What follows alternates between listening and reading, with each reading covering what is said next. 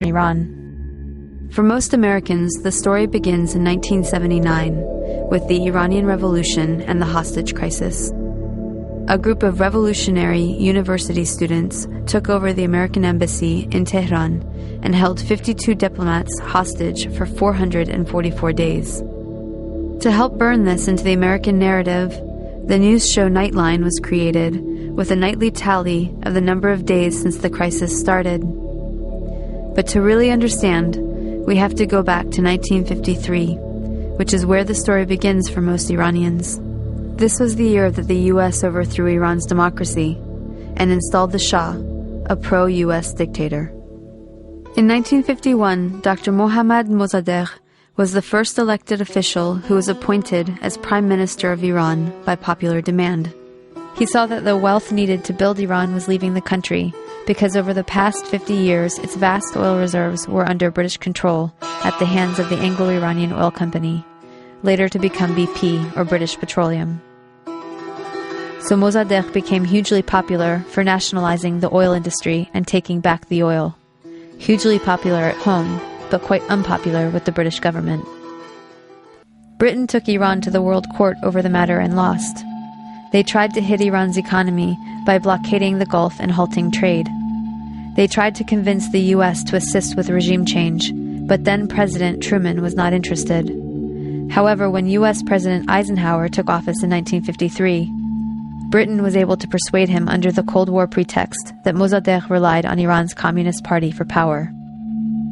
The newly formed CIA was sent to engineer a coup, codenamed Operation Ajax. Iran's monarch, the Shah, returned to power.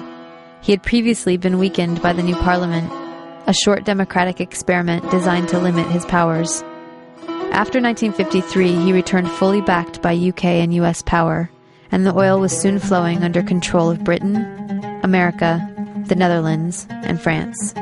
The Shah became increasingly arrogant, opulent, and autocratic over his 25-year rule.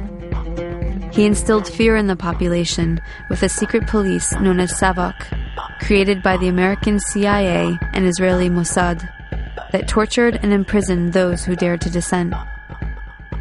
He crushed all political opposition. Troops were sent to massacre demonstrators. He pushed a white revolution to modernize and westernize the country, giving women the right to vote and other reforms. But ultimately, he served the elites and created a huge economic gap for the poor masses.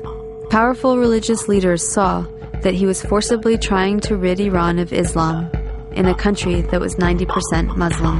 One of the Shah's leading critics, Ayatollah Ruhollah Khomeini, was arrested and imprisoned for 18 months.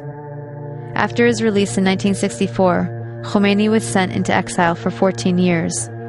From abroad, he continued his anti-US, anti-Shah campaign through sermons on cassette tapes that made their way back into Iran and circulated as people copied and shared them. By the end of the 1970s, things had gotten so bad that major protests and the violence that followed were becoming a regular occurrence. The Shah declared martial law and banned demonstrations. This resulted in a huge protest and a general strike that shut down the economy.